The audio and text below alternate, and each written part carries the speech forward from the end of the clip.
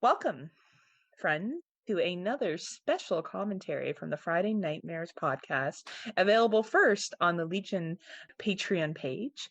I am one third of your hosting team tonight, Heather Powell, coming to you from Waterdown, Ontario, Canada. And with me is Mr. Smoke Show Crawford himself, coming to you from Swartz Creek, Ontario, Michigan. because I, I got to do it every time now. we don't know geography. And we have a very, very special guest with us today. He is the boss. Like for those of you who watched wrestling, he's like the big boss man. He has a nightstick and everything. And when we don't listen to him, he uses it. We have Bo. Welcome, Bo. Hey. Hi. How is everyone? Fantastic. How are you? You're looking well. we are good, Bo. Thank you for being here. So, Bo, for the people who don't know you, can you just give a little brief introduction of who you are with the Legion Podcast Network? Yeah, sure. Well, it all started back in the 70s, Heather. No, I like to think of it as editor-in-chief of Legion Podcasts. I kind of do all the website stuff and kind of curate the shows to some degree and that kind of thing. And host my own shows. I do a show called Pick Six Movies, where me and an old friend of mine kind of make fun of bad movies, but we do it we try to provide some education as well. You kind of have to listen to it. So if you haven't heard it, listen to Pick Six Movies. And then I do a show called Hero Go Show that's all about Asian horror. And then Duncan and Bo Come Correct, which is me and my good friend Duncan McLeish doing a show that started about movies and has recently become about the television series Slasher that we became obsessed with because it made us laugh.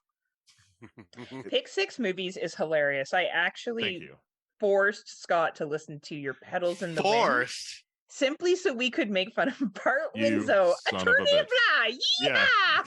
Bart Winslow! Yeehaw! Yeah. Oh my God. And she hasn't forced me to do anything. She just suggested that episode. And yeah, I am laughing my ass off because I think I stopped listening because you hurt my feelings when you were pretty much tearing apart Christmas Vacation. I think it was last year or the year before. Yeah. We neither Chad or myself are big fans of Christmas Vacation, but we all have our things. Yeah, so now I'm just hate listening, Bo. I get it. No, I mean, we hate watch these movies. Like in very short order, sometime today I will be watching the movie Spice World. Not because I want to, but because I do this show where I am forced to pick terrible movies to watch for myself. And but it's a lot of fun. Like the opening segment is sort of an informational piece about whether the movie or somebody in the movie or something around the movie, and that stuff is really fun to kind of write and produce and so forth. So yeah, I'm very proud of that show. Speaking of writing, Bo, that's a really great segue. Listen to that. Gosh, it was perfectly put together because when you're writing, actually the segue for Pick Six, a lot of detail goes into it, particularly with Pedals in the Wind. You were having a sex ed class for a robot, which was actually quite entertaining. You definitely are a performer, which leads us to what do performers do? They write, and what do they write? Sometimes they write slashers. So the whole reason for this commentary is we are taking a look at your slasher that you wrote, Lost After Dark. That is correct. I have I've written this film, not originally called Lost After Dark, but yes, that is the movie we will be watching. Can you share with us what the original name was, or is that private? No. I can absolutely talk about that. Originally, the name of the movie was House on the Hill 2. Oh, okay. Why 2? Because we thought it was funny. It was a sequel to a movie that had never been made, and the idea was the scene that you'll see at the very beginning of the movie is the last scene of that movie. But as we were going into production for the movie Lost After Dark, it turns out somebody, and no one in the history of movies had ever released a horror film before called House on the Hill. And wow. Right. And that's why we thought it was so fun. And the idea was, well, we could do House on the Hill too. And if it was successful, we could go back and do a prequel that was called House on the Hill. And it would be funny to do a prequel to a movie that was just the name of the movie, you know? Yeah. So it was very funny to us. And as it happened, as we were going into production for the first time ever in the history of movies, a movie called House on the Hill. I think maybe one in 1939 had come out or something like that, but nothing in the past like 70 years. And then it just so happened someone was making a movie called House on the Hill, and obviously we didn't want to come out ahead of that and appear to be a sequel to a movie that was about to come out or just had come out or whatever. So we had to kind of scramble and change the title. But we wanted something that was also kind of evocative of, you know, that era of slashers, of, you know, The Watcher in the Woods, and, you know, Are You Alone in the House, and Lost After Dark, and, you know, that was kind of the idea. So what year Nice. did you finish writing this, Bo? Probably 96. Oh, wow. And it didn't have a release till 2014. Is that correct? That's right. Okay. That script was probably, it was easily 15 years old, if not older, than Wow. it got made. That's crazy. Yeah. So just really briefly, because I'm sure it's a long story, but what was the gap? What was the reason behind it? Well, you know, it's almost impossible to break into the movie business if you are not, like, if you're not kind of geographically in the area, if you don't have some kind of connection, it's tough to get in. You know, there was a great documentary on screenwriting called Letters from the Script, I think it was called. I'd have to look at again, but something like that. Tales from the Script. That's what it was called. Tales from the Script. And and a lot of the one of the writers being interviewed, it was a lot of great writers like Frank Darabont, and you know, a lot of Waldo Salt, I think, gets name checked a lot, who of course wrote Casablanca. Oh wow. Yeah. So at any rate, there was a writer who said the thing about the business is there's no real one way in. Everybody's got their own way into the business, and as soon as they get in that way, the door seals behind them, so nobody can ever get in that exact same way again. Yeah. And that is something that I think is really true. And so my weird way into it was I was just a writer. I'd been writing since I was probably 12 years old. And I also love movies. So at a certain point, when in my late teens, I decided that I wanted to try writing movies. And so I did. So I read a bunch of movies. I got books and taught myself the format and that kind of thing. And submitted to a couple of screenplay competitions and placed in a couple. And we actually went to Rhode Island at one point and realized, like, oh, these film festivals are local shit. I didn't have to come here for this. This is silly. But it was fun. And so yeah, but what kind of got me there was a website that you could just, you know, you posted the scripts that you'd written on. And other writers would read it and kind of review it and stuff like that. But also every now and again, like, low budget producers would pop onto the site and, like, hey, here's the kind of what I'm looking for. Does anybody have a script like this? And that's the screenplay market in a nutshell. Is, hey, this movie got popular. What other screenplays are like that thing that made money? Yeah, makes sense. Yep, that makes a lot of sense. That is 100% how the screenplay market works. And so so the guy who directed Lost After Dark, a guy named Ian Kessner, he read a couple of the scripts that I had posted there and reached out to me and said, hey, I really like this. And then we did a couple of bits together, like wrote some short stuff and that kind of thing.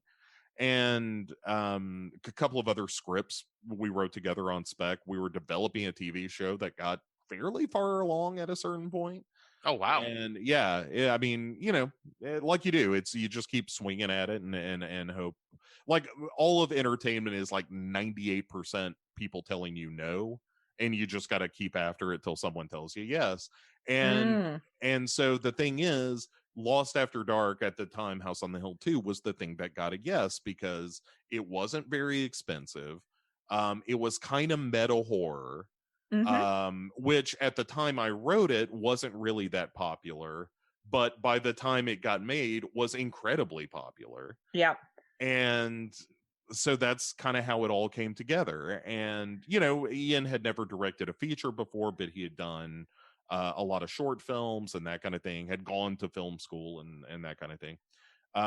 So, you know, he had a few connections and had some people that were doing production work. And, you know, again, it was one of those things where like during the pre-production, like I was about to fly to Canada and to be there for the first week of shooting, and the funding fell out. Oh my goodness. And it looked like the movie was never going to happen.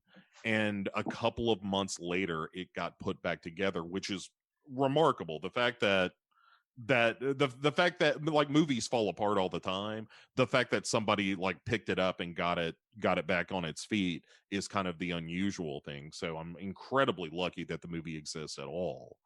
And yeah, so we finally got the funding. And before you start the movie, it's probably worth pointing out this is all Canadian shot. So nice. So right in Heather's alley. Well, Sudbury was where it was filmed, which is about 5 hours from me. So Sudbury is the, I want to say the exteriors. I may have this reversed, but the exteriors were in one part of Canada and something Sound, and I can't remember the name. Oh, Perry Sound. Perry Sound. Yeah, near Sudbury. Yeah. And so the exteriors I think were done there, and then the interiors were all done in Sudbury. So very cheap up northern Ontario. For everyone who's listening, which is a province in Canada, just so we're clear. Nothing drives me more crazy when people refer to Canada and then they say a city. So Perry Sound, Ontario, Canada, and Sudbury, Ontario, Canada. Yes. And were the two locations. Yeah, super inexpensive. Had their film crews available, and also great Canadian tax credits. That is that's the story of Lost After Dark. Yes. Nice. Yes, we really make filming here cheap. We just recently, where I live in Hamilton, Ontario, Canada, which is where you wouldn't believe it, but most of your American films seem to be filmed. Right. TV shows a lot of the time. Because we have a steel town. So we can look like any low rundown city. And then we have beautiful escarpments where if you saw Becky last year, that whole thing was filmed 5 minutes away from my house. Which looks like it was filmed up north.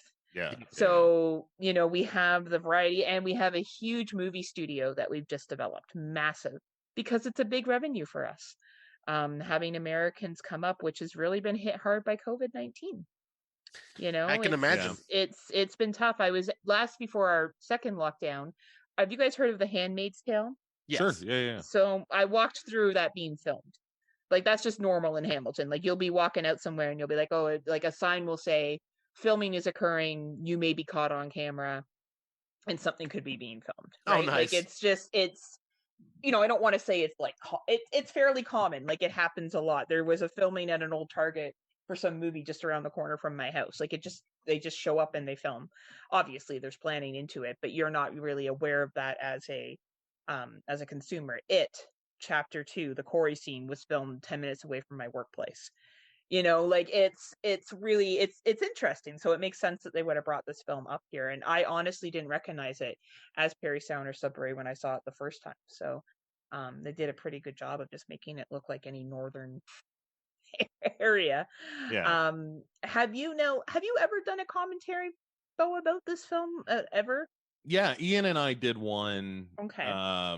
Which you can find on legionpodcasts.com. Nice. And yeah, it was one of those things, like we did it ourselves when I went out for the premiere of the film, because like this was not the kind of movie where they like bring you into the studio to do a commentary and that kind of thing. But we both wanted to do it because we thought it was like, you know, both of us loved horror movies and wanted to sort of celebrate, you know, the movie for ourselves as much as anything. Like shit, making movies is tough. And the fact that the movie got made, like I said, it was kind of a minor miracle. So we were like, hey, nobody's going to pay for a commentary, so fuck it, we're going to do one. But that was like a lot of Ian really getting into sort of casting and stuff like that. So if you're That's cool. interested in like a very detailed commentary about like the super ins and outs of the movie making process, that's kind of that commentary, which I think is valuable for anybody who wants to do a movie one day. I think a lot of people watch movies and they, I talk a lot about armchair quarterbacks, and that they think it's so easy. It's not easy. And I think you've kind of given a small sample of how it's not easy, and that there's a lot of work that goes behind the screen. So that's awesome to have that commentary out there for people that want to learn more. Yeah. Like an honest to goodness movie set is it is tough to run. Like it's not the hardest work in the world or anything, but it requires a lot of skill and a lot of patience and a lot of people all pulling in the same direction. And it's tough. Making movies hard. Absolutely. So, which is why I allow you to criticize Slasher, because you've made a movie. Yeah, I don't feel as bad about when I say like, oh man, that that movie or show kind of sucks. Like I've been on the receiving end of that. I've had plenty of people tell me like, oh, Lost After Dark kind of sucks. I'm like, I get it, man. They, like, ain't for everybody, and it's hard. It's tough work, but also, I got a little skin in the game. I ain't afraid to take a stand. Absolutely, and I think that does give you street cred. It really does. Right. I have zero cred. Street cred, life cred. I got no cred. I got barely podcasting cred. It's like been a year and a half. So thank you again, Bo. We'll start the movie shortly, but first let's make sure everyone is all queued up. Scotty, are you ready to go? I am all set. Bo, are you ready to go? I am also all set. Awesome. So on my count, 3, 2, 1, we'll hit play. So 3, 2, 1, go. All right. Anchor Bay Entertainment, was that the production company, and Raven Banner? Yeah, they're releasing, not production. So they're the releasing. Okay. Yeah, they handle distribution. And cool. I believe Raven Banner is a Canadian. Gold Rush is the production. Gold Rush Entertainment is the production on that. And I believe Raven Banner is like Canadian company. Yeah, they did. The claim to fame was they were also handling The Battery at the same time, which is a big favorite of mine. And I love that this is filmed in Michigan. Supposed to be. It says Michigan. Yeah, it looks Michigan. That's actually Scott's house. Yeah, right. That looks like the house I went to on my trip to the abandoned houses up north. I think originally, because the idea was to kind of ape Halloween a little bit and do that, Haddonfield, Illinois, whatever year, and instead we were doing the Michigan 1977. I'd have to look at the script to see how far back that title card goes, but pretty far back. It's in the early versions. That's awesome. Because as soon as I seen that, it made me smile. I'm like, Michigan. He's like, I would like to be the killer as well in Michigan. So Bo, when we're looking at this opening scene here, a young lady runs out of a house. She runs into a bear trap, just narrowly missed it. So what was your thought of setting all this up? Well, again, this was the idea of this is the end of the first movie. It is that this is like her finding all her friends and shit like that. And then she doesn't get away, And so, it was, again, it is the Friday the 13th 2 picking up where the last one left off kind of thing.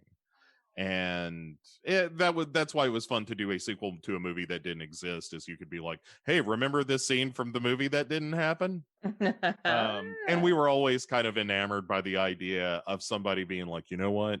We always really liked House on the Hill. I'm glad somebody finally made a sequel to that. Because there would absolutely have been those people, and that entertained us to no end. Now, I do have a question, though. What made you choose to have it set in Michigan? It was just kind of that Midwest sort of vibe. Like that's sort of middle America.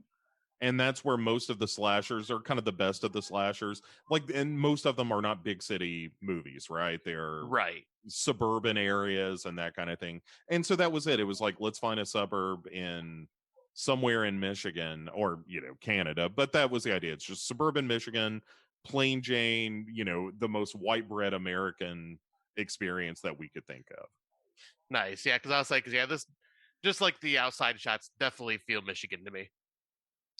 Now, with this opening here, we have a young lady, beautiful yellow dress. It's set in 1984. She's going on her first sleepover. So, was this kind of like you wanted to keep it in the 80s? You wanted to keep that 80s slashers vibe? Is that what you were thinking with this? Yeah, and we're this is setting up the idea of like, here is the girl that you recognize from these movies, right? Like, she's the innocent, she is the fresh-faced girl that like, as this scene is explaining, like her mother has died. This is her kind of re-entering life again and trying to get back to the business of living, and her father saying, yeah, absolutely, you need to get out there and live your life. And so in most of these horror movies, right, like, she confronts evil and the movie ends with her saving the day and sort of learning her own power. That's how most of these movies happen. Absolutely. And I think you're setting her up perfectly. And obviously the casting was good too, because she's quite likable. Like, already within that conversation with her dad, you kind of get the feeling that she's friendly. She's talked to her friend outside. She seems like someone that you would want to spend time with. So I think that's really smart character development too, even in that beginning scene. This principal guy is a well-known actor, actually. Yeah, Robert Patrick, right? The Terminator, the T-1000 himself. Right?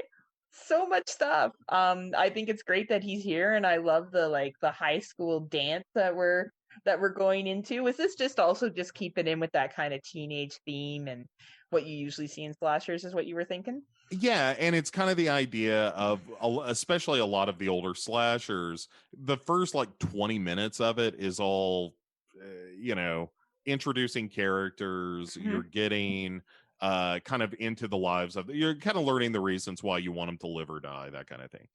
And yeah, and keeping it in high school was certainly important, because for me, I'm a Halloween guy. I like the teenage babysitters being terrorized. That probably sounds worse than I intended. You heard it here, everyone, on the Legion Podcast Network Patreon. Right, but that's what I enjoyed, and so, like, there are plenty of touches in this movie that is just, hey, here's some shit I liked. Like, all the character names are final girls. I thought they were going to be all your exes, Bo. No. They're all they're all final girls. Very nice. That's cool. Yeah. Like, there's Jamie for Jamie Lee Curtis, and Adrian is Adrian Barbeau, and anyway, no, a lot of women in horror are represented. Yeah. I didn't actually catch that before, so I think it's interesting that you're sharing this now, because I did watch this previously to doing this commentary. Yep, same here. And that's cool. That's a cool little thing that you added in there. Total ripoff from Night of the Creeps. I was like, if it's good enough for Fred Decker, it's good enough for me. I was just about to say, is that like a nod to it? At 100%. Night of the Creeps is one of my favorite movies, and if you're making a movie, I'm gonna, like, it's the reason this is fun for me to watch is like getting away with that kind of shit. Right. Like, there is a in the kids movie that I wrote, there is a line from Highlander nice. That I slipped into that movie. That's awesome. Yeah. I'd be interested to see what line that was. It's it is the line about from the Kurgan in Highlander, where the girl comes in and the prostitute shows up at his hotel and says, "I'm Candy," and he says, "Of course you are." That is in the kids movie, only obviously under entirely different context. Right. But "My name is Candy, of course you are" is in that movie.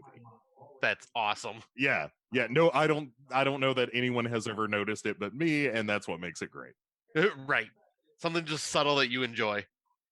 Right. Like, you're going to hire me to write a kids movie. I'm going to include some Highlander dialogue. That's just how it goes. That's what I love. Now, I do love how you got these. Now, would you have anything to do with the casting? Because I gotta say, these gentlemen, it's kind of nice to see a diverse cast of not only body shapes, but a little bit of some ethnic diversity as well. Did you have anything to do with that, Bo, or was that just a decision that was made separately outside of you?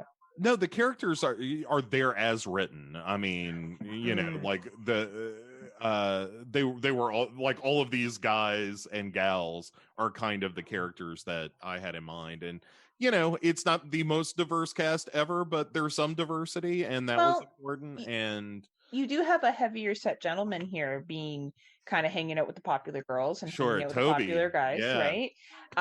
And he was the one that just, you know, what's that called? Hotwire. Thank you. Yeah, he's right? the gadget guy. Yeah. So I do like that. The rest of it's pretty whitewashed, which I do expect for Northern Ontario. But I was I just really, when I saw those three dudes there, I'm like, that's pretty diverse, actually. It's nice to see kind of dudes from different shapes. And even the young ladies are quite affable, and they're playing their characters, I think, quite well. What do you think, Scott?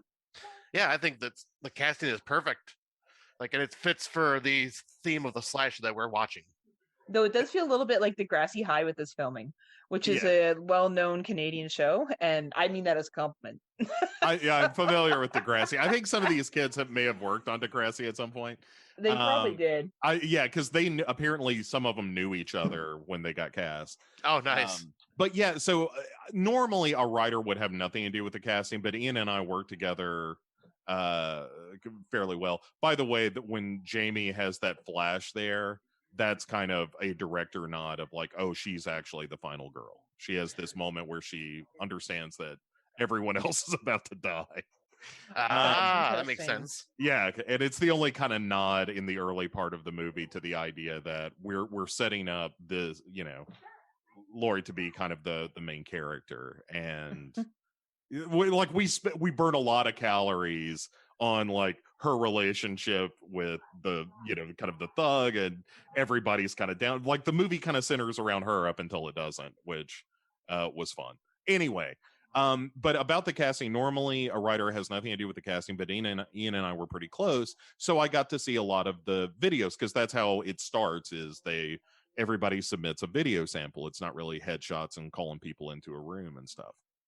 That's really cool. I really don't know how casting works. I have no idea. So that kind of gives a little bit of a sample into it. Yeah, so you get these videos, and you start off, and this is just the corrupting influence of power.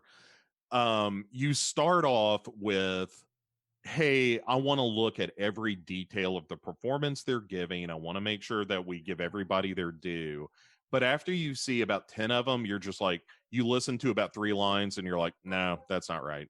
And it's weird, because you understand how dismissive you are of somebody's art, and it feels shitty, but also it's the business of movies. Yeah, absolutely. Of looking at an actor and just being like, nope. You know, so I had some degree of influence, which is rare, but it was an interesting look into that process for sure. And that's neat, because I don't think I would have guessed that you would have had like any influence with like the casting choices. Yeah, normally not, but I was on the phone a lot with Ian, even during the production and that kind of thing, because like I said, I was going to go up there for a little bit, but then it got shut down, and when it came back up, I just wasn't able to go.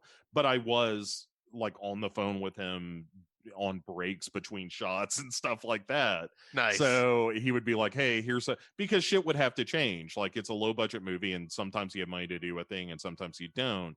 And so there would be things where it'd be like, oh, we've got to, like, this scene right here was added later. Like, as the movie was being shot, this whole thing was added. Oh, okay. With this homeless guy being murdered, because they were like, we need somebody killed. And so it was like, oh, okay, well, how about this dude? And you know, it establishes some stuff, but it didn't exist in the original script at all. Nice. Yeah, I enjoy the camera work here too, like leading up to behind the homeless guy. It takes me very much back to Friday the 13th. Yeah. And I really enjoyed that. everybody on the crew, like Ian put together Killer Mix. That's a real dumb joke. Like I said, there's stuff about this. There's one line in particular that still makes me laugh a lot in this movie. But yeah, like Ian had a list of movies for the crew, for like the director of photography, like, you know, The Burning and Friday the 13th and Halloween and stuff like that. So it was like, how do we kind of get sort of that vibe? And on digital, like all this is digitally shot, and you know, you throw a process over it to try to make it look more like film, and especially a little more like degraded film, but you don't want to overdo that, and you know, yada yada. I'm loving that you're using a boombox on here, and I don't think any of these kids would have ever used cassette players ever until this film. They probably pulled this out and was like, all right guys, we're using this, and they were like, what sorcery is this? Yeah, so vintage. Right. You're probably right. And by the way, we bought that bus. The production company bought that bus. That was a thing we owned. That is awesome. Amazing. Well, I love how she had a Rubik's Cube and then she throws it out the window and basically just gives up on it. Yeah, that was fuck pretty this funny. Toy. Yeah. You know? Yeah, that's a gag that was in the original script as well. Like there are a handful of jokes that are very much my sensibility for sure. Well, and you know, I feel the same way about Rubik's Cube. So I kind of feel her. Like, you always think it's a good idea, and then you get like halfway through and you're like, why am I wasting my time on this? I don't understand what I'm doing. I like that shot. I like that faraway shot of the bus. Yeah, like the camera work in this was very well done, and definitely I'm glad no black bears made it into any of these scenes, because they are rampant in Sudbury, and I've run into them myself when I've been up in Sudbury. So I'm very happy that there was enough noise that they didn't come. Well, at least they didn't come looking for food, because people feed them a lot. So now knowing that, I'm very unaware. surprised. Yeah, I'm not aware of any bear activity on or around the production. You know what? They're Canadians. They wouldn't have told you anywhere, but they would have been like, oh yeah, just same old, same old. I do. This just happens all the time. This is how it goes down. I do enjoy these young ladies just stripping down randomly and getting changed. I guess they're getting changed out of their prom stuff, right? That's the idea, but this was also a scene added later, because the producers were like, "Hey, we don't have any tits in this movie," and we were like, "Yeah, well, you know, we didn't want to make some poor young actress take off her top for this movie, so you know." They were like, well, it's got to be a little sexy. So this was a scene that got written after the fact to make the producers have a slightly sexy movie. Well, and you know what? It's not too bad. They're just wearing their bras and panties. It's not, you know, I don't think it's too scandalous. No, it's not terrible. And, you know, it was one of those things that we kind of wrestled with, because I was of the mind that, like, I don't want an actress to be like, oh, well, I had to show my tits for this movie, just so some guy could jerk off to it, you know, because that's what you're saying. Yeah, basically, and I just didn't. I don't feel comfortable with that. So it was like, all right, well, a couple of girls kind of making out fine. Whatever. Well, and it's funny because they are younger looking. Like, these are younger than what we would see in older slasher films. These do look like teenagers. Right. Like, they do look like they're 17, 16-year-olds. I mean, they're all obviously of age, but, you know, yeah, you're right. And also just like, these are kids starting out at the beginning of their career, and, you know, we live in the age of the internet. Once one of these girls gets topless, their tits are online forever and ever and ever. And and then they're also known as the girl who will show her tits. So then, like in other movies, she'll be expected to. Yeah, and even right, and even if it's completely consensual and all that stuff, it's like, but what's the point? You're just being you're being a little salacious to be salacious, and that's just, I mean. Yes, you're doing a slasher movie, but we are also doing a slasher movie on the heels of Men, Women, and Chainsaws, and like, we know better, and so why not be better? Yeah, because like even on our show, we always talk about like how there's just pointless nudity in scenes for just no reason, just to show skin, and like it's like it's got to be part of the story for it to actually work, is how I look at it. Right. Right. And, and you can kind of have this moment where, our asshole character sees him changing, and that's kind of a jerk move. And so you can play into that a little bit. Right. Right. So, big ups, by the way, to one of my favorite scenes in the whole movie coming up is when we go to Marilyn and Toby. Toby, of course, played by Jesse Camacho, who is a delightful human being. I talk to that guy, I wouldn't say regularly, but fairly regularly,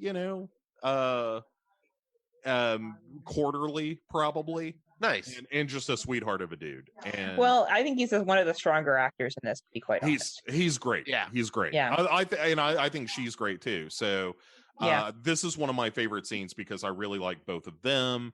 I like the relationship of him, having this secret love for her and her just not recognizing it, and that being painful for him, Yeah. I've been there. Sure. Like, I'm a fat kid too. I've been there. Like, this character is totally me, except not dead. But the thing I also like about this is this story that he tells about being high in home ec class is 100% a story that my friend Ben Kennedy told me once. Nice. So Nice. It is now memorialized in film. That's amazing. I agree. Their interactions here is so authentic. How they're talking and telling a story. You actually feel like you're eavesdropping on two friends. Like, it's actually really, really well done. It's well written from you, Bo, and extremely well delivered by these two. It's great. Yeah, well, yeah, thank you. And yes, I agree that I think they are terrific in the movie. She's got a moment later. She was on like the 100 after this. Oh, wow. Yeah. She has a line later on, kind of the moment right before she dies, that is real nihilistic, and I really love it. She has a great delivery. I think she's terrific. Jesse, like I said, I adore him. I think he's great in the movie, and he's a great guy. And do you talk to any of the others? So we have a bunch of other actors and actresses here. Have you ever spoken to any of them? No, because again, I never went to the set, and I was kind of in on some of the selection process, but that's kind of where it ended. Jesse was just a dude he's a big horror fan. He reached out to me because he was like, I think this is really cool, and we are forever talking about the sequel to Lost After Dark. But so he's really the only actor that I talk to. I talk to Ian, all the time still. Now, this dog, was this because you wanted like Muffy or Muffin to have a chance to come back again? No. That's a good question, though. No, this is I don't like small dogs. Oh. No, this is 100% me doing a thing in a movie I could never ever do in real life, which is to kill this little yippy small dog, and in the most horrible possible way I could think of. So everyone, do not leave your small dogs around Bo. This is what we have learned today on this commentary. If they're well behaved, it's fine. Look, this dog would be fine if it could shut its fucking mouth. That's the lesson here. If this dog had been quiet, would still be alive today. Moral messages right here. You heard it. You heard it on this commentary. Yeah. Now, I love yet again, I really just love this character development between these two. I don't mind the others, including the final girl, but why wasn't, and I don't know the young lady in the leather jacket's name, I apologize, but why wasn't she your final girl? She seems to have final girl potential. She does, but the idea all along was, who is the least likely person? Okay. And let me, because you're right, we need to be putting a name, and I cannot remember. I remember the character's name, which is terrible and does an incredible disservice. I'll look it up as well too. Is it Marilyn? Eva Harlow? Eve Harlow is her name. Eve Harlow. Eve is, she was like, from the first time we saw her audition video, it was like, fucking yes, whatever role we can stick her in, you get her in this movie. Nice. She was just, she was so good that I was like, she was perfect for Marilyn, but you're right, she could have been a final girl. Yeah, like she has these strong women characteristics that you look for in a final girl. Or even Marilyn could have been a final girl. Yeah, that's absolutely. what I was more or less thinking, because I do like, and I think that would have been, don't get me wrong, I really like your movie, Bo. I'm not trying to indicate that you chose the wrong character. I just think she's a very strong character so far, and very affable, while at the same time being a badass. Well, and all right, so let me say this also about kind of the ultimate story of Lost After Dark. In the original script, there was nothing really superhuman about the killer at all, and in fact is killed at the end of the film. And the idea that thematically was that, that death is random, right? Like yes, this person should absolutely, it's sort of in descending order, right? Like Jamie should absolutely be the final girl because she's the young girl who's falling in love and all that stuff. And then when she dies, which will happen here in a minute, then it's like, well, Marilyn is the tough girl and she'll make it, and then you kill her. And it's like, well, all bets are off, anybody can go, is the idea behind it. Now, was the execution entirely successful?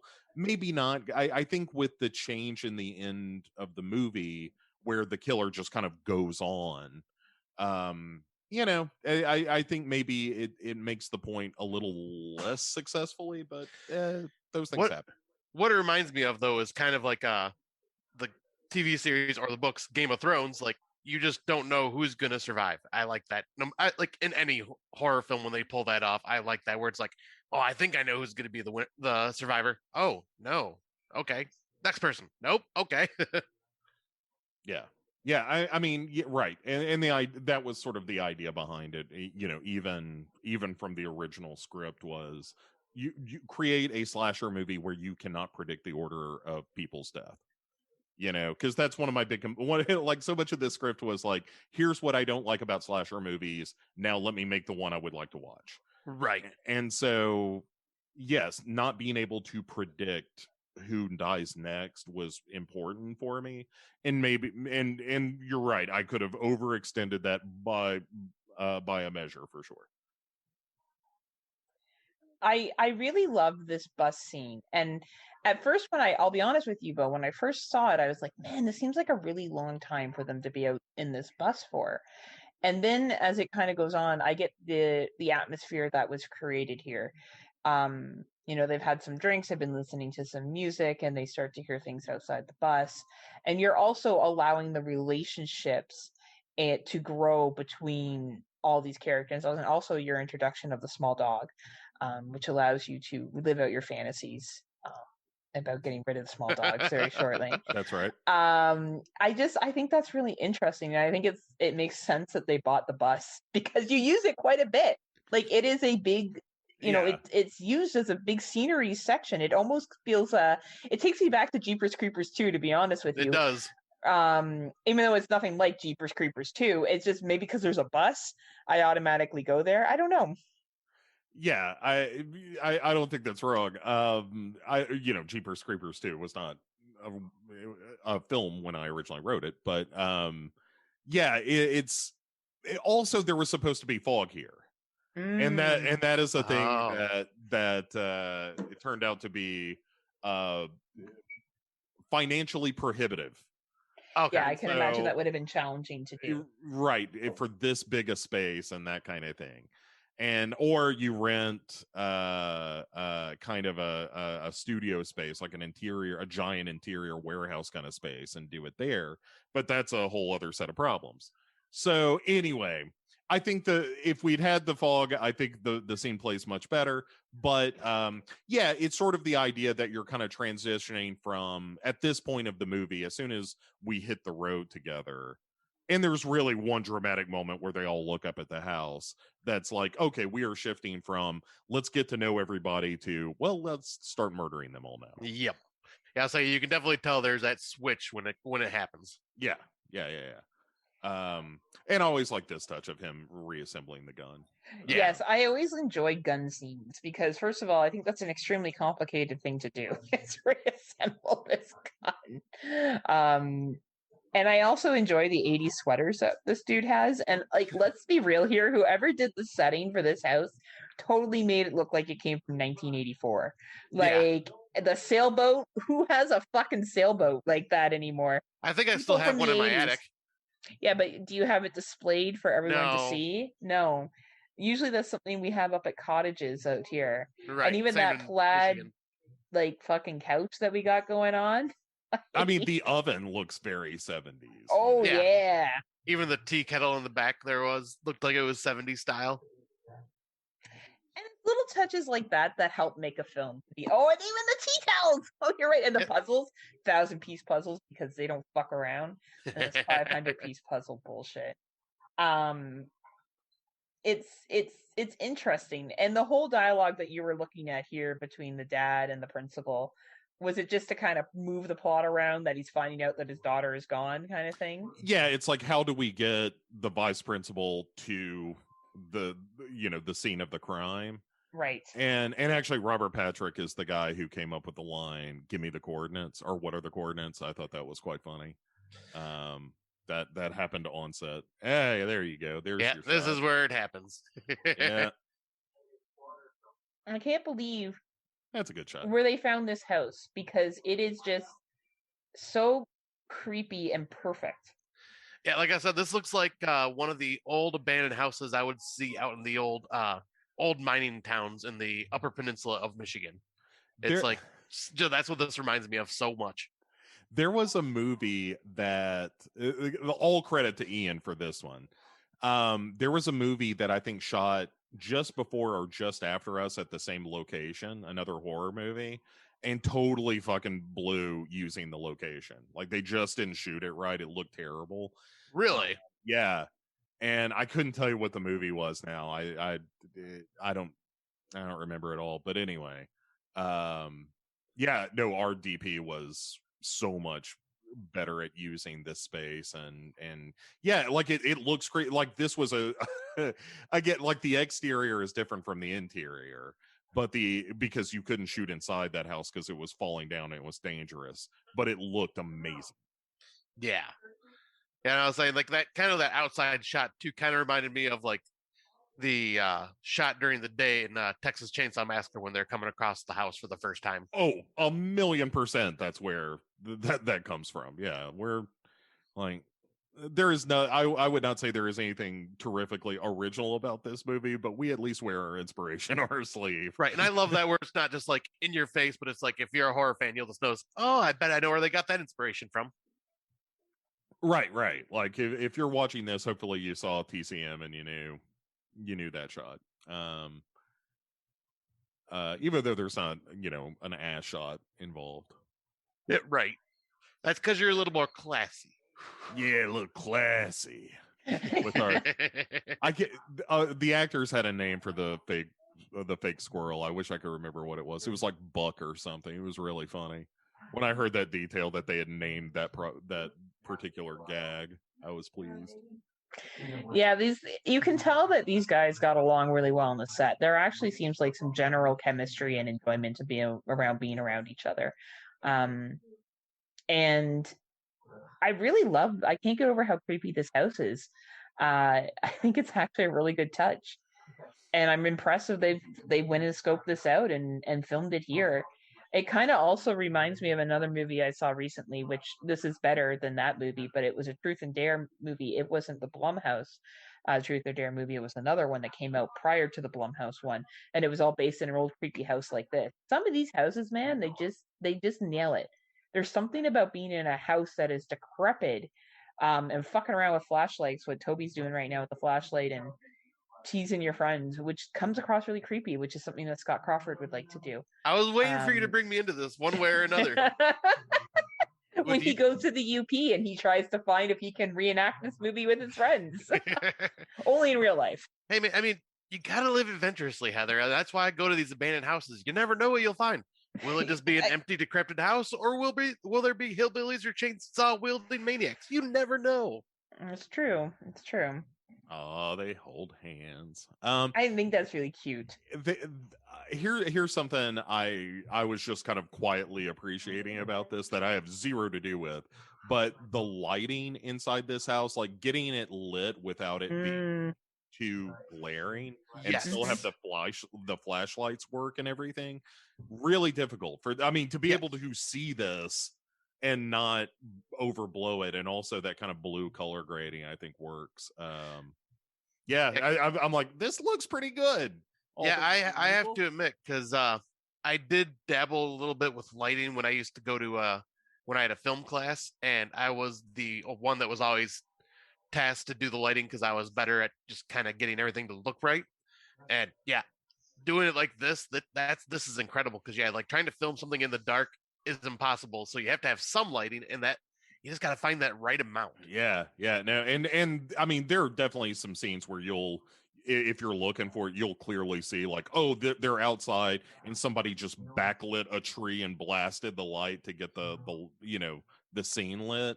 Yeah, but stuff like this like, obviously somebody's throwing light from that upper right, but it's real subtle and it looks good. Anyway, sorry, I'm appreciating a technical aspect of this movie that I, again, nothing to do with. I just happen to like it.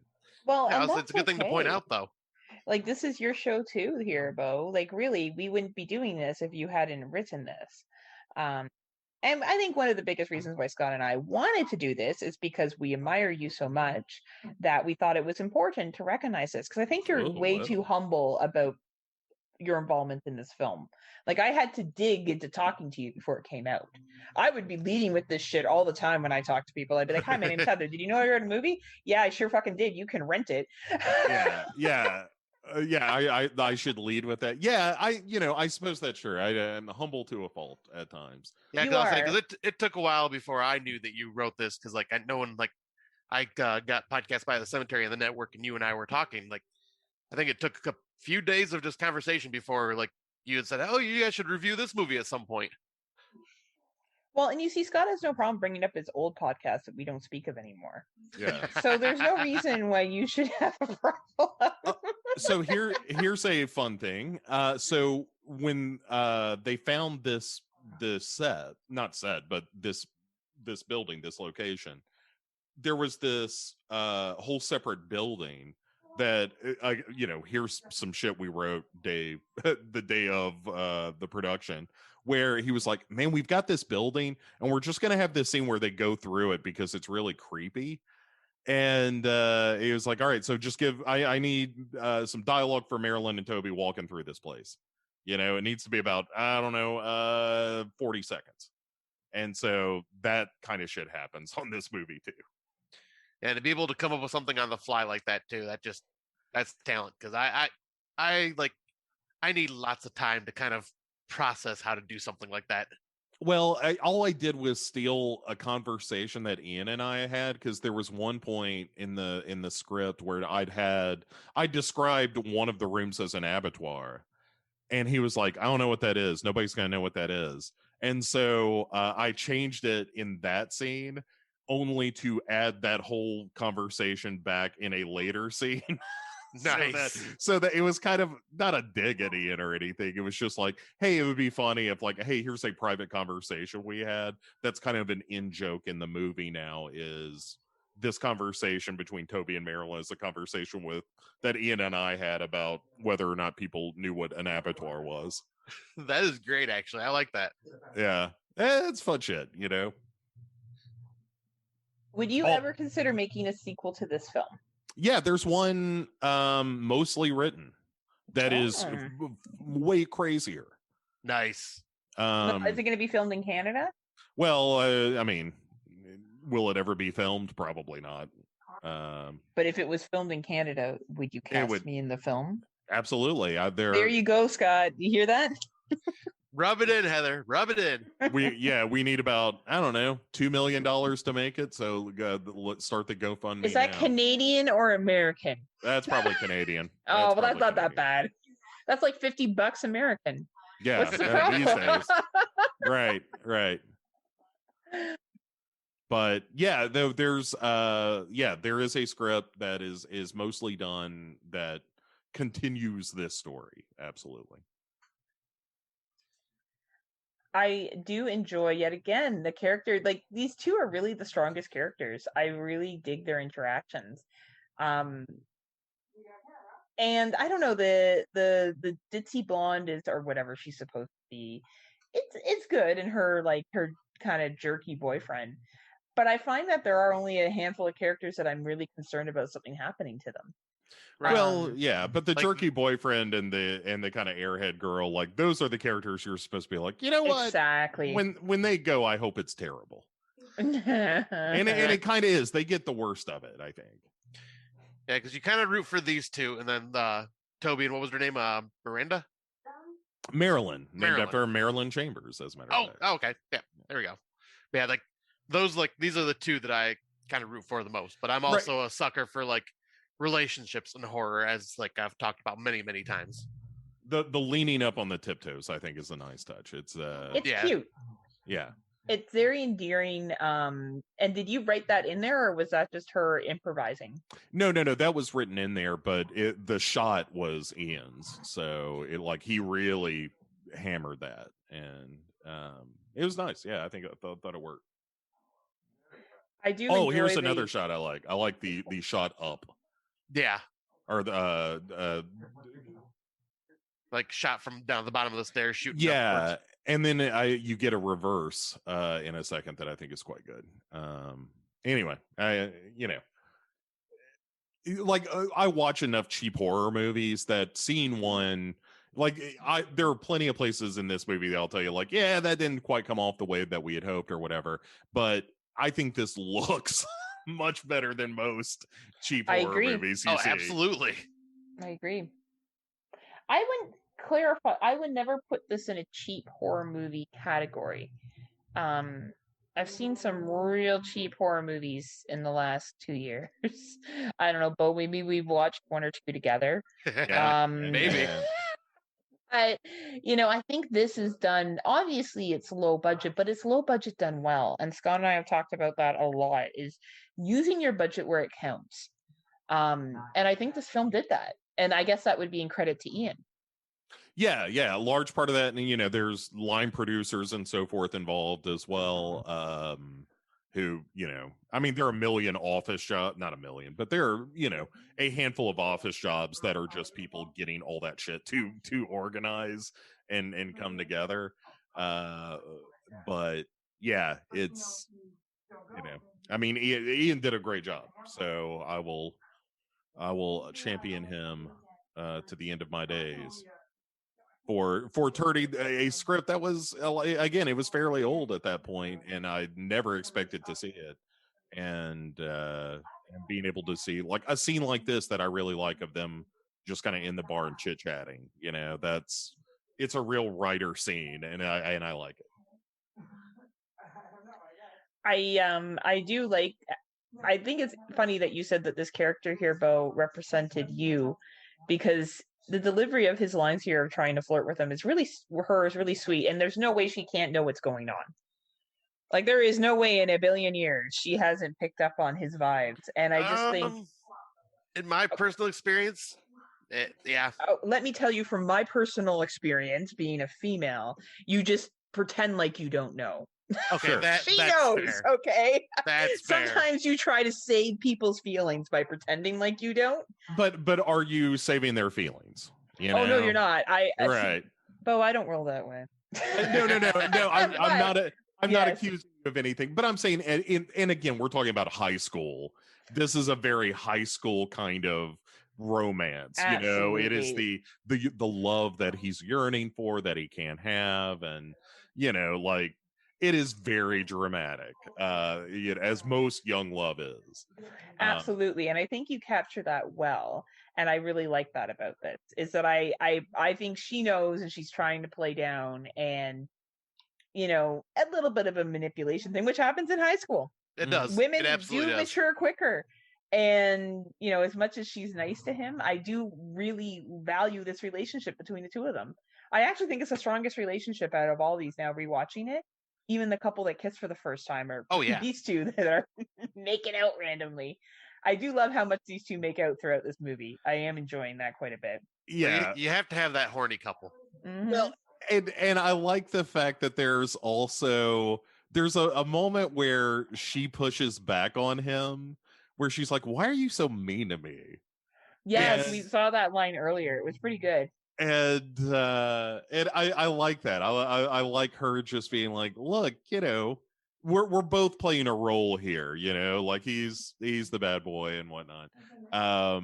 But yeah, I that was the whole thing, is like, can you throw a line or two here and there in this movie that gives a little depth to these characters? And I say that just as there's a blowjob joke where he freaks out and she makes a joke about using teeth. I do love that line. It's we contain multitudes as people, as does this movie. It is character moments, slasher movie, and blowjob jokes. And I just loved that shot too, where the camera pans in on that crack through the wall and you see the killer's eyes just kind of looking through. Yeah. That's again, that's a great Ian shot. He was like, "We need to see him more." I was like, "Oh, no, hide him." And he was like, "Shut up, Bo. I'm a director." So shut up, Bo. I'm the director. That's funny. I do enjoy the build-up happening. I the whole like teenage thing of them all getting back together and being shocked at what they're finding. That's a pretty creepy shit to find. Yeah. That'd be like Scott's fantasy, but for most people, they would be concerned. He'd be grabbing the skull and taking it home with him. No, I don't think I would actually touch anything in there. I think I would be taking lots of pictures, be like, "Check out this. I survived somehow, but look what I found." Yeah, you probably would have been posting it to Facebook. #live skull. #scared. Yep. # Heather was right. Should not have done this. Yeah. One of my biggest regrets surrounding this movie is that I did not get any of the prosthetics used. Oh, that's from that altar. I asked, but Ian was like, "Look, man, the people on set are looting that shit. There is no way." Damn. Yeah, that would have been cool to have a little piece of that. I wanted the squirrel, and that was never going to happen. Show you where the writer is on the. Ooh, I like the little small shoes as a touch. That's good. That's extra creepy. Little kid stuff in fucking abandoned houses is always creepier. Yes. I also like Eve's delivery there of, "Is that made of people?" She is good stuff.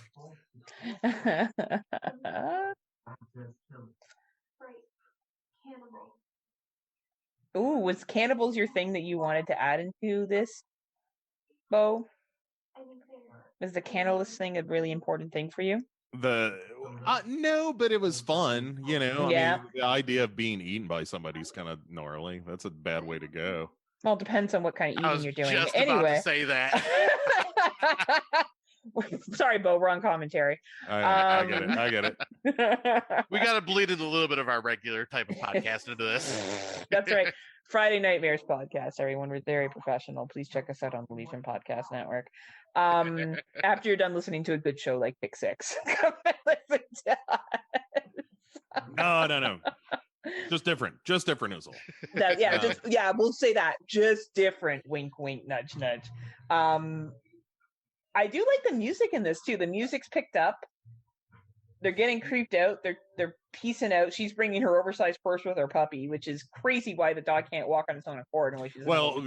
Because do you know how difficult it is to get a dog to do what you want on set? This is true. Good point. That's a good point, actually. It is way easier to be like, "Hey, that purse is moving around because the dog's inside, y'all," and then fuck off. It's just funny because that dog's pretty huge to be putting. For a small dog, it's pretty big. You shut your mouth, Scott. It's in the purse. You know what, Scott? You don't need to criticize Bo's art, okay? No, that was it was a problem. How do you keep the dog in the movie without keeping the dog in the movie? Yeah. Because at one point it was like we tried a puppet dog at one point. It looked like shit, and we were like, well, it's just better not to show it than to show the puppet. So Yeah, just to give the idea that it's in there is all you Right. need. Just, you know what? Wow, he's an asshole. He showed her his middle finger. What a dick. You really are painting up this woman to be the final girl, for sure. I forgot her name now, and I had it up. Yeah. Jamie, thank you. And it's, of course, you use Jamie. Yeah, Jamie Lee Curtis is the... right? Yeah. Totally does kind of layer it for her to be that role. Yeah. And then they kind of... I do like how they hear what's happening and they kind of get creeped out as it goes. Like, I do enjoy this steady build of creepiness that you're happening. Like, you're laying down the layers. And same with Ian directing it to build up to what's going to happen. And the whole idea was you just escalate until by the the last 20-30 minutes of this movie, it is just it's just constant like running and murder and that kind of thing, which it pretty much is. Like, for better or worse, like this is kind of the pacing we wanted, which was start off slow, build, and then once you start killing people, just keep killing them until the movie's over. Yeah, but I was saying, I like, and it, like the way you pace it out, it's perfectly, especially with the dialogue and everything. It keeps you interested all the way up until this point. Because I've seen some slashers where it's like I lose interest before any of the cool stuff actually starts happening because it's just not, the dialogue's not intriguing enough. Now, what a kill this is. I love this kill on Jamie. Oh my God. Yeah, I like that too. And the first time I saw this film, I was shocked. It's pretty gnarly. Did not see that coming, Bo, and I was like, oh. I'm a big fan of her getting dragged off into the dark too. I think that works all right. And you feel bad for poor Toby. He's tied up by barbed wire on his face. How fucked is that? It's kind of fucked up. Like, you'd have to be a real fucked up person to write that. Him crying as he watches is real fucked up. Yeah, I agree. They probably fucked up enough to run a network or something about podcasts, right? All right, so there's a bit of dialogue here. I like that shot a lot. That works for me. All right. It's Heather.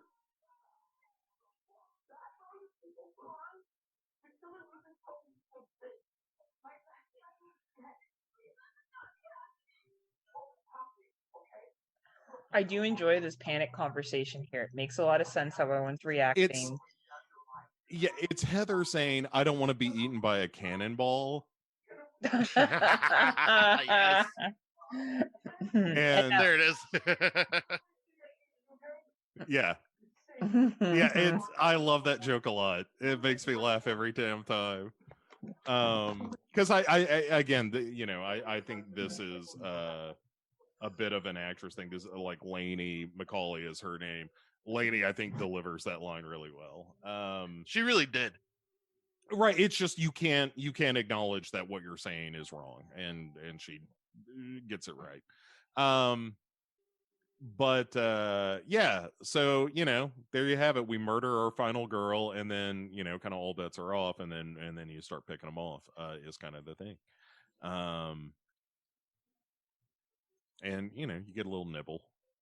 Yeah. I'll say you at least gotta have a little taste before you go on killing again. Well, you got to keep protein up, right? And that's really what it comes down to, right? Right. He's got a lot to do. There's a lot of kids, and you got to kill them all. Yeah, like you don't want to get too tired. Sure. And so as these movies kind of go, you kind of bring everybody together, and then you start splitting them up. But you also kind of want to at least pay lip service to the idea of, like, well, if you're going to be in that scenario, what would you do to try to stay alive? Like, what is your, like, what's your strategy for survival? Right. Yeah, I'd probably be one of the first characters to die. My strategy would not be in the situation. You'll appreciate this, Heather. There's a major Fulci reference coming up. Oh, I love Fulci. Yeah, he's the man. I'm huge, actually. I have posters all over my house. I just keep them hidden from people, right. And so they don't know. how much of a fan I am. And obviously here was the emotional beat for Johnny to try to give him a little depth where he's like, yeah, he's a tough guy, but as soon as sees someone killed, he's like, fuck, that shit got real. He's like, I wasn't prepared for this. I just want to do sports and do more sports. Right. And wear my sports jacket. Yeah, I want to bang and talk down to my woman. Yeah, I mean, it's just my dad's are rich. I'm an asshole because of it. I he's an entitled little prick, but but he's still human. That's what that shows. Well, yeah, and like that kind of bravado usually is hiding a lot of fear. Yeah, it's very deep though. I feel like we just dove real deep on that one. I was saying we don't go deep on the on the Friday Nightmares podcast. No, we stay in like wading pools. That's what we do. we don't like going below our knee. Okay, like so keep it shallow. Here's a few low budget horror movie tropes that I'm happy we avoid. One, I think it looks good. Yes. For the most part. Two, I think that we killed the kids in a number of different ways. It's not the same old. Right. I like that move too. I don't like a movie where it's just like, stabby over and over again. I like the fact that, our villain Junior is, he uses some shit laying around. And yes. And the one thing I really love and appreciate too, on-screen kills. Yes. Yeah. We did like there's some not so great CGI here and there, but for the most part, this was all in camera stuff, as much as we could, So, and I think most of it comes off well. Like I think, for the most part, all the kills look pretty good. That first Jamie one, I think, is great. I think I think Jamie's kill is epic, and I think where things were possibly not like you shot stuff in the back, and like where you're turning this, I guess what would be a gardening tool, into this kid's back, you're showing it from angles that allows it to be scary, but also not break the bank in the budget and look very practical. Like I'm pretty sure that was a complete practical, was it? Yeah, that's right. a totally. I mean, right? You're cheating a lot of the angles where you're showing the twist and stuff. You cut the end of it off, and that kind of thing. And again, I think all that works pretty well. Yeah, I say it looks really good. Yeah, like the only time I think we get in trouble in this movie is when we lean on the CGI at times, which there are times we had to, and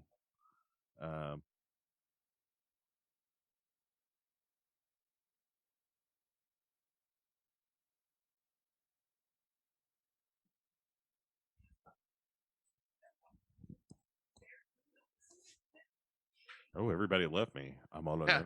I was just gonna say, like, where did Heather go? I don't know. I was like, and finally, the truth can be told now that I'm alone.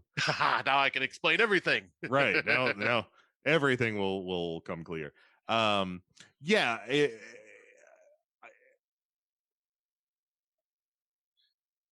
I think. Yeah, this is the point. Like, all right, we got to split everybody up, so we got to chase them out of the house, and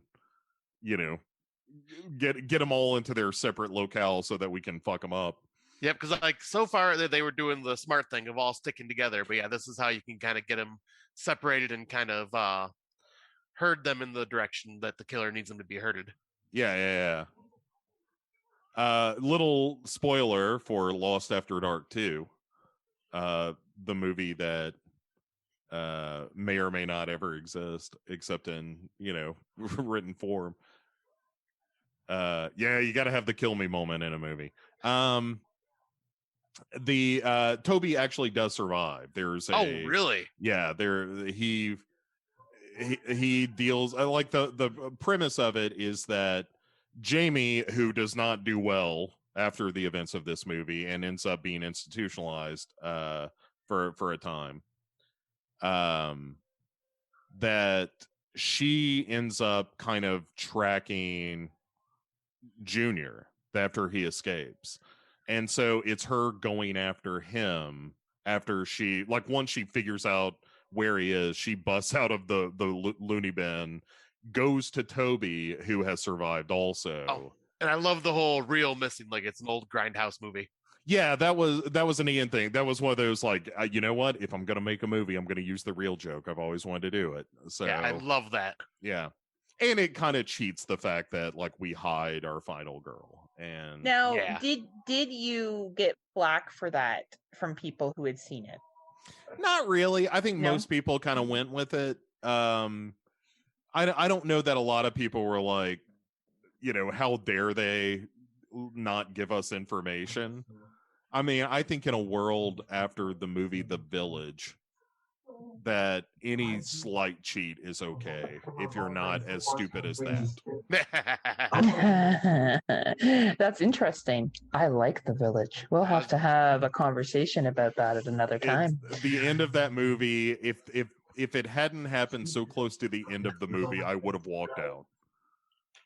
But I was like, we'll talk we'll about it. We'll have to have a time. debate. We should have a Heather and Bo debate thing, because like Bo and I actually disagree on most things. Yeah. Except for the fact that we're both equally awesome. Right. Mutual fans who agree on nothing. True, actually. We'll do a new show. We'll get t-shirts and everything. It will be great. I'll be the moderator between the debate. Oh, good luck. This what you're about to see is the Fulci nod. Oh, excellent. Nice. Okay. Which is a direct reference to Zombie. So we're in the house. It does look foggy outside. Yeah, I mean, if we got lucky on the night. Shit, that even startled me just now. The hand through the window, that got me. Yeah. It's a good scare. This is definitely the Fulci one right here. Yep. Oh, great. Awesome. Yeah. Very, very good. All right, so this is also a practical effect, which I like a whole lot. Oh, wow. Yeah. What a great effect. Excellent work. So just for people who can't see this, the window is broken. There is some glass, and a young man's eye is pushed in, and you see it. You see the eye being penetrated, and it's quite good. So if you haven't watched this movie, please do, because that scene alone is worth it. So that is definitely. I thought if you didn't mention that, I would have definitely like, hey, that's definitely inspired by Zombie. Yeah, but it absolutely is. It is. Yeah. That anyway. So that was all practical. That was a cow eye, is what. Oh, okay. There. And there's a little bit of digital sweetening to that effect, which is where the CGI actually works for us. Yeah, but I was gonna say, even when even if the CGI is iffy in some of these films back in the day, it's like it's just part of the product of the time is how I look at it. Like, because CGI took some time before started really getting good, but I like it when it's practical where the CGI enhances the practical. Yeah, absolutely, and that I think worked real well there. There was a fight around that gag because I was constantly like, he needs to struggle more. Like, we need more. And because the zombie one seems like it goes on forever. Yes. And so Ian and I had this whole debate where it was like, no, you can't linger on it that long. It at some point it goes from scary and awful to boring. Yeah. And I was like, yeah, I know, but like he needs to really be struggling and pulling back, and it needs to be terrible. And so that was the compromise scene between the two of us, like him wanting it shorter and me wanting it longer. But I think it works real well. It does. I think that's a good gag. Yeah, because the one in Zombie, it does kind of just get to the point where it's like, all right, come on. Yeah, you know what's going to happen at this point. Yeah, this is one of those times where I'm like, it always pains me to say when someone else is right, but yeah, he absolutely was. You'll be saying it a lot on our debate show. I was just about to say, I get used to it now, Bo. I got you. I have a feeling you'll be trying to pull that out of Bo, and that's not going to happen. Yeah, I know, right? I'm such a fucking asshole. Anyway, back to the movie. Yeah, so there's a 1-2 death coming up that is maybe in terms of the murders. This is because again, these are kind of our asshole characters. Yep. How do you do this in a way that's pretty terrible? Yep. Yeah, and I love that they're very coupley. These two, honestly, they're going everywhere as a couple. Yeah, and I kind of dig that. They're assholes, but they're assholes together. Yeah, like right. he could have been the asshole that just like ditched her like when the killer shows up. And I think that says something about Johnny, is that he's not that guy. Like he's an asshole, but he's not terrible. Yeah. You know, like he's not the worst person in the world. And yeah, like when things get real here in a minute, he's like, look, I kind of get his plan of like, we're going to hide here. Stay fucking quiet. We're just going to wait this out till the sun comes up, and then we're going to bail. And he does it with her. Like he never abandons her in this movie. No, he does not. Or the dog. Well, the dog scene. Oh boy, that's coming up here. Yeah. But like again, this is just puerile anger about little dogs that can't shut their fucking yaps. But it says something for you to work with a dog, because dogs are tough to work with. That, what do they say? Dogs and children. And to write about a dog being in there and then to include it must have been challenging, because there is a lot of guidelines you have to use when working with animals. Yeah. No, I mean, again, not for me. I just put it on the paper, and then like, I'm like, it's your fucking job to figure it out. Yeah. and that's why you don't see the dog all the time in this movie, because the dog's a real pain in the ass. Like dogs don't do what you want.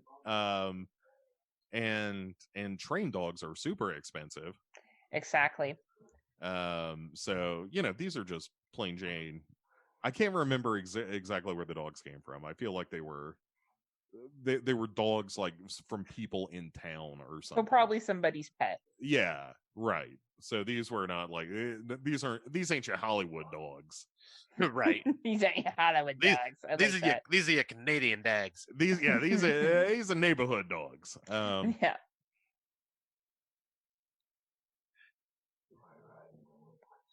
Like these Canadian dogs only drink the finest bagged milk.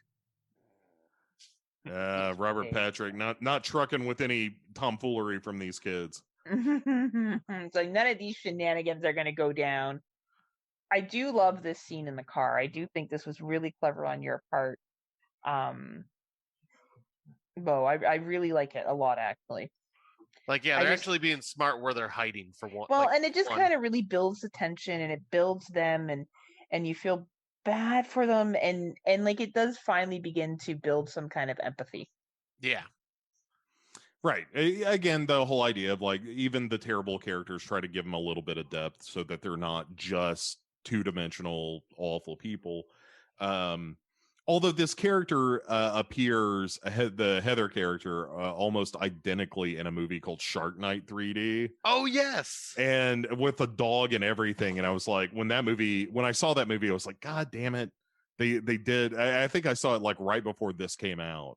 And I was like, oh, they got our Heather character. I guess but I feel like we gave her more to do. That same kind of character, like murdering her own dog. Also, oh god, yeah. This I don't know if I could actually do this. Like if I was in her situation. And it's also just being a little bit sadistic as a writer. Yes. And I fully acknowledge that there's a little bit of just juvenile sadism in this scene, where I was just like, how fucked up would it be to have to kill your own pet and then for it not to matter? Yeah. I personally, and I will tell you, Bo, I found this scene very challenging. That's why I'm actually looking away. Yeah. It actually really upsets me. I have a hard time with this scene. And that's fine. I think it's great that you put it in there, because that to pull that emotion from me is important.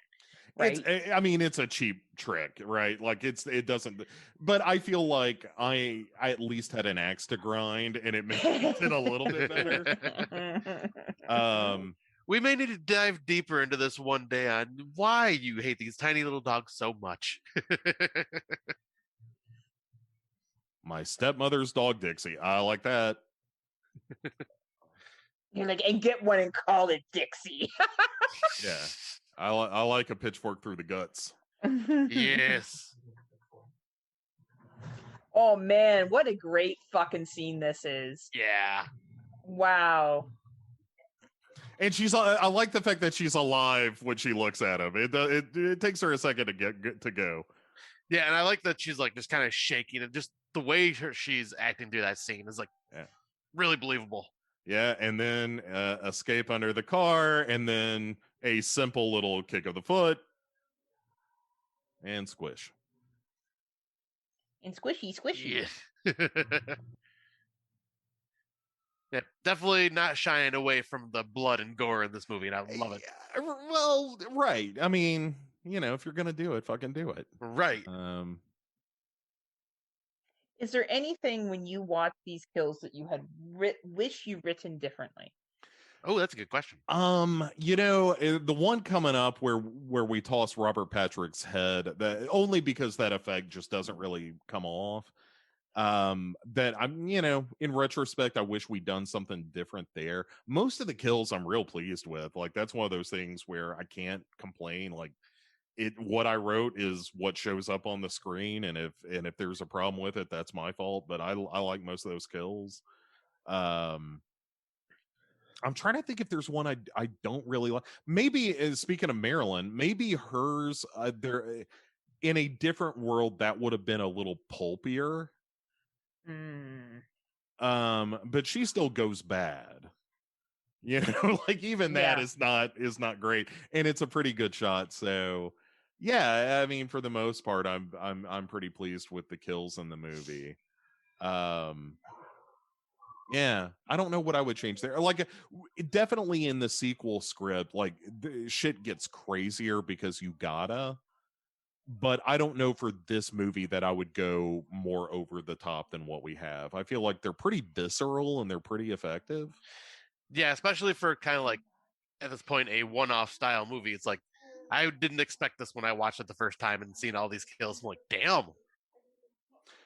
Yeah, I mean, Heather will be familiar with this one, but if you're going to be a bear, be a grizzly, right? Like, yeah, don't don't fuck around if you're going to. And that was again a discussion we had early on of like, how graphic are we going to get? And I don't think we get disgusting. No, but it's like, well, like, we're gonna put glass in a dude's eye, and we're gonna see somebody, on a cutting block, and like, here in a second, we're gonna see somebody get their head smashed in, and that, like, we're not gonna shy away from that stuff, but we're not gonna go nuts with it, right?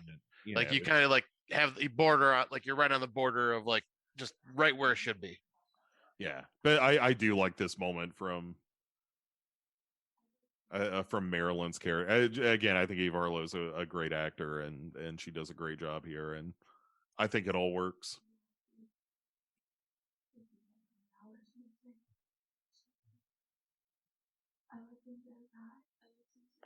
Yeah, the delivery of this monologue here, or not, I guess it's not really a monologue, but it's really good. She's great. Like, fuck, she's great. Like, I was just about to say something about this too. It's really interesting to see the acting chops come through, right? Yeah. Yeah. I mean, I still think that she's got a big future ahead. Oh, man. Speaking of ahead. Oh, wah, wah, wah. Awesome kill. Awesome kill here. So that's how you give head. Got it. Yeah, that's right. That's exactly how it goes down. And she's smart to run with her big stick. I would probably run too. I appreciate that here. There's some juvenile humor I could have thrown in there, but I'm not going to. But sure. And now, did you describe that the principal would be driving this yellow fucking sports car? No, that's an Ian thing. I mean, the character was always real uptight and so forth, and in the spirit of like, well, let's give every character a little bit of depth. Ian looks like he's someone from the militia, the Michigan militia. Well, yeah, right. The idea is that he's a real right-wing kind of wound tight kind of dude, but that his deal, I think originally the gag was that he listened to like Ride of the Valkyries real loud and shit. And it was Ian who was like, let's have him drive kind of a loud sports car and listen to disco and shit. And I was like, all right, that's funny. So I love it. And he's around that age where he would be trying to recapture his youth anyway, so it kind of fits. It does fit. It does, absolutely.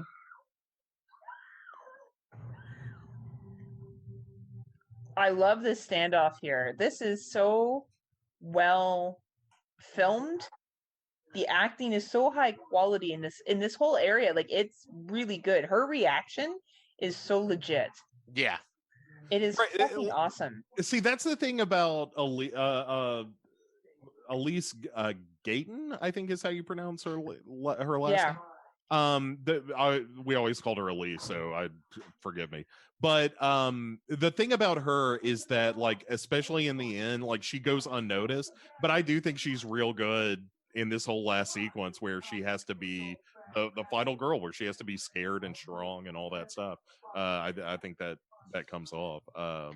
I do love how you threw in the nom. I was in the nom. That was very, very classic, Bo. That's the whole idea, is that he is just a guy who came home from Vietnam, but the war never left him, and he tries to run the school like it's the army deal and whatnot. And it's funny because, and I don't mean this as anything towards your age, but I guess I kind of do in a sense. It is an age reference, because I don't know if me writing that, being 2 years younger than you, Bo, would really refer to the nom. Like, honestly, I feel like there's something about that reference and how fucked up people were coming back from Vietnam. Oh yeah. That is a real generational thing that's tied in here, and I like that in this. And it makes sense for the year 1984. Like, it makes a lot of sense. Yeah, I had an uncle that served in Vietnam. Like, I'm too young to, remember the war directly, but I certainly had relatives who did, and that.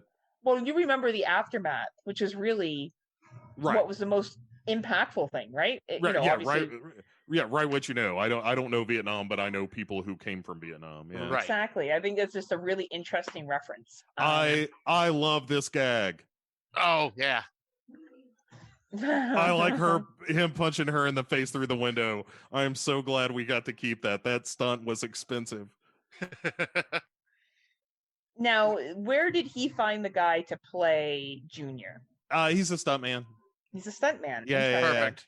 Yeah, no, you get a guy who can do all that shit, and you're like, you wear this wig, put in these teeth, you're the villain. And you grunt a lot. Yeah, you don't have to say anything. You grunt and roar, and he's good. Like, he's threatening and all that. So I was saying, because all you gotta do is just look intimidating, and like, it's tough to look intimidating unless you are like a big guy. Yeah, like, look at Scott. He's intimidating. Scott's very intimidating. Same to Bo. Bo, did you think about casting yourself in this movie as the killer? No. No.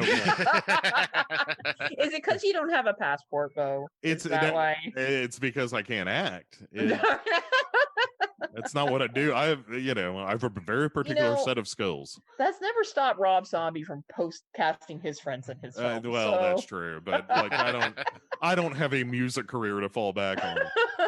My podcasting money is not as substantial as you might think.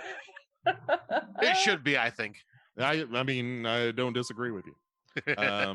Now, there's a filming. Now, I don't think this is a copy I have. I think this is the actual filming. Once in a while, you see a little bit of like a little theater in the film. Yeah. I love it. It gives you that kind of like Grindhouse without like kind of looking better than Grindhouse. Well, and you, like I said in the upfront, you don't want to overdo that also, so that it just constantly looks like shit. But there are little moments here and there that's like, oh, like if a scene is kind of quiet, it's fun to throw that in just to be like, oh right, this is, gives it some visual flair and whatnot. Yeah, because it kind of gives it almost like a VHS quality look as well, which is nice. Right, capturing the quality of the film of the time and so forth. And him hiding in the bus with that music, Bo, what an awesome jump scare.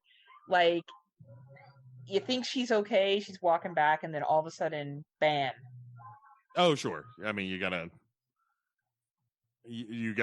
have that, come from nowhere moment. Oh no.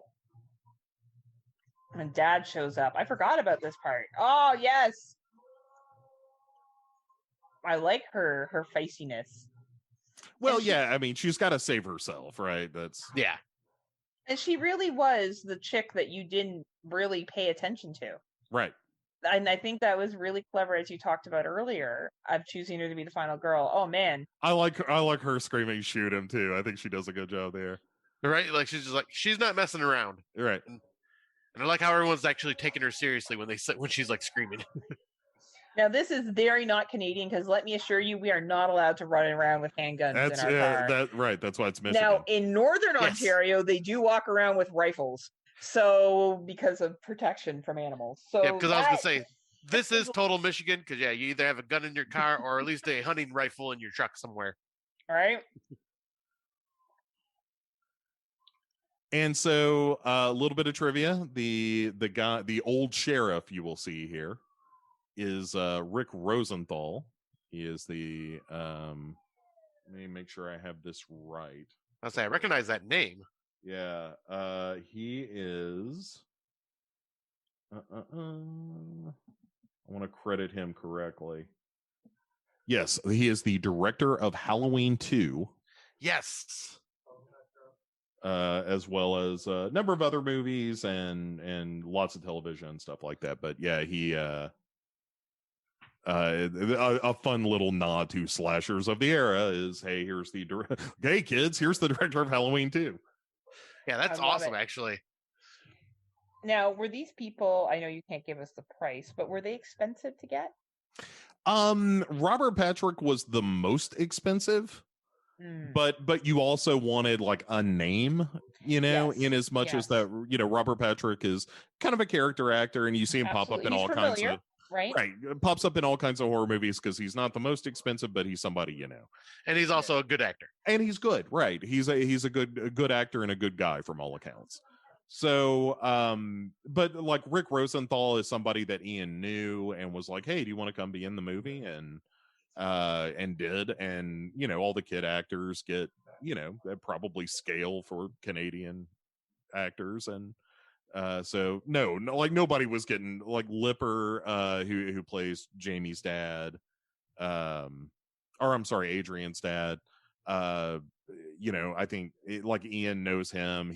I think he's got some money in the movie as well, and that kind of thing. So, like again, when you're doing it low budget, it's you're calling in a lot of favors and people, and stuff. Oh, like absolutely. That. And I was saying, like, but yeah, it's like not like ham-fisted where it's like, oh look, we got this famous actor for one small scene and anything like that. Like you actually got people for like specific roles. Yeah, I mean, probably to a fault. It's just shit we find interesting. Like again, Rick Rosenthal being in the movie is really cool for us. I don't know how many people are like, oh, they got the guy from Halloween 2. I don't know how many people that impresses, but it impressed the shit out of us. So yeah, and it also has like that's like a true nod for like real hardcore horror fans, because not many people know who the directors look like unless you're like really well known, like Wes Craven and John Carpenter and stuff. Yeah, I mean, and for better or worse, I think if you are a horror fan, I think there's a lot of because I'm a giant horror fan, so when I write this, there are nods to all kinds of horror movies and that kind of thing. So it's again, it reflects so much of me. It's enjoyable sometimes, especially because it's been a long time since I've seen it, to be like, oh yeah, here's a lot of shit that I like. Right.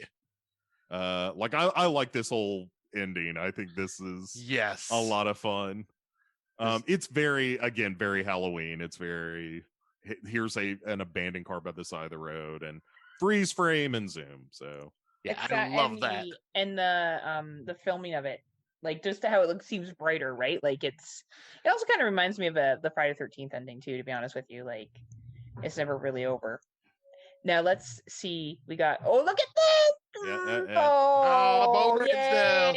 And then, hold on, I appear again.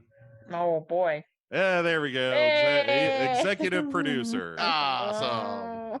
So, and you'll notice and kind of we had to do that for a couple of reasons. But like you'll notice, like I've got top billing on the writing and Ian's got top billing on the executive producer. So, yeah, this was just a freaking blast. Like, it's because I never got a chance to tell you, but when I first watched this, I was watching it at work on my phone, and I will say I had a hard time seeing a lot because my phone gets a glare from the lights in my office. So if it's any dark scene, no matter what horror film, I'm not seeing what's on screen. So being able to finally watch it on the big screen and doing it with you and Heather, like this was freaking awesome. Well, and it's just one of the main perks you can get from being part of the Legion Patreon network, right, Scott? Oh, good job, Heather. Brand Yes. manager Heather Powell. I know. You know, sometimes stuff that you have to do for an actual living pays off. So Scott and I are going to rank the movie. Even with Bo here, rate it. Yeah, rate it. Sorry, rank. Look me in the eye when you do it. Oh, I will, Bo. Don't you worry. And if Bo, if you want to rate your own movie, you are welcome to as well. All right. Do you want to go first, Scott? We'll do out of 10. All right. Yeah, I'll go first. Yeah, I find this movie a hell of a lot of fun with a lot of great throwbacks to it, to other older slasher films. The gore is great. It's like we were talking, it's like that perfect blend of not too much and just enough to like satiate any horror fan. The character development between like some of the certain characters in this were also wonderful. But yeah, I would probably give this around an 8.5, 9 out of 10. Like this is a really enjoyable horror film. Wow. All right. So I guess you can stay on the network. I'll go next. So I really enjoy this film as well. I think what I really appreciate is with this low budget film, Scott and I preach constantly on Friday Nightmares. Low budget is fine if you use your money where it counts. And I'm not sure if it was an Ian call. I'm going to guess it mostly was when it came to where money was used, or maybe it was your call as well, Bo. But it was used well. The kills were effective. They delivered well on screen. I do find some of the bus scenes a little dragged out for my personal taste, but I don't think it affects the overall enjoyment of the film. I enjoy the school dance piece at the beginning. I enjoy the relationship piece that's killed, and the last, or the relation piece that's put in here, and the last 25 minutes of the movie are just a fucking wild ride. So I would give this a solid 8 out of 10 with a strong recommendation. And I love that there's some great Canadian young talent in this film that was able to showcase their acting chops. And now, Bo, do you want to rate your own movie? Sure, you've made it easy for me. Thank you, by the way. Those very kind things to say, and also just for the opportunity to talk about the movie, because I don't watch it very much. I don't talk about it all that much, so it's fun to do both of those things. I would give it a solid 7 out of 10.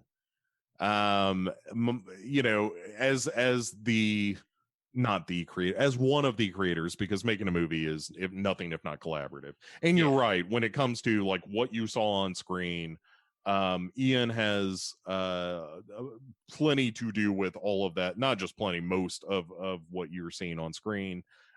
Yes, I wrote it. Yes, we talked about stuff. We, you know, like I was involved in the creative process, which was really gratifying as the writer. Like I was never, a lot of writers get shut out of that, and I never was. And that's incredibly like gracious and wonderful. And it's the reason that Ian and I are still friends today. And so somewhere down the line, we hope to make another movie.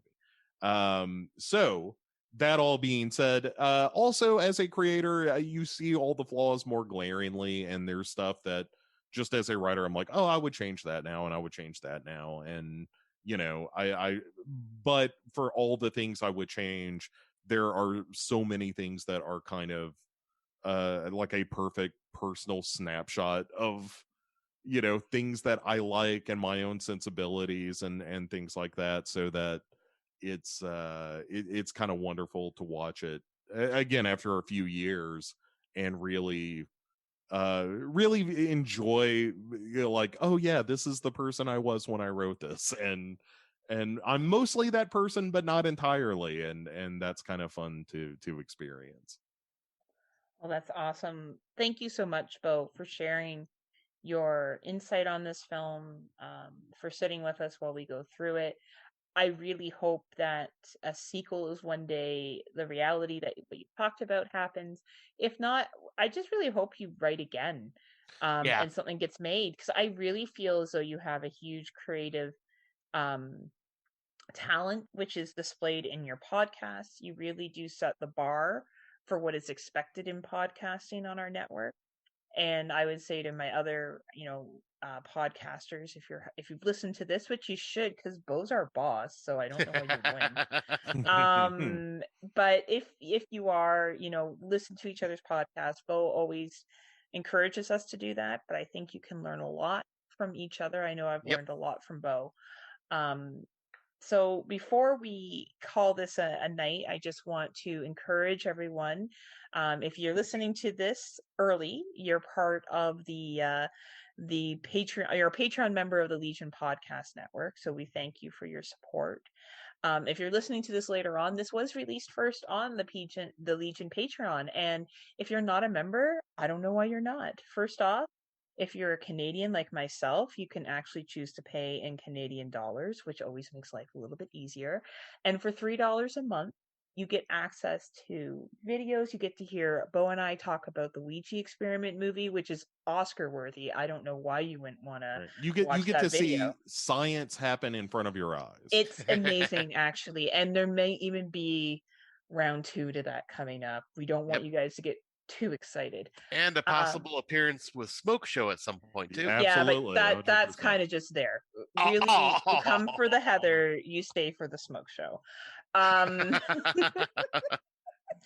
there's other great stuff. I know our other Legion podcasters, brothers and sisters, will be adding stuff to our network as well. We have a variety of awesome shows, so please check us out and subscribe. We have everything from Scary Stories, which is, what's the name of the new podcast, guys? The Dread Familiar. The Dread Familiar. As well as we have Kill the Cast, which is another show that we are underneath, which is Jerry, Jay, and Kenneth. Scott, do you want to shout out any shows? Yeah, I was gonna say, Cinema Psyops, who it's kind of like the one of the banner shows for this network.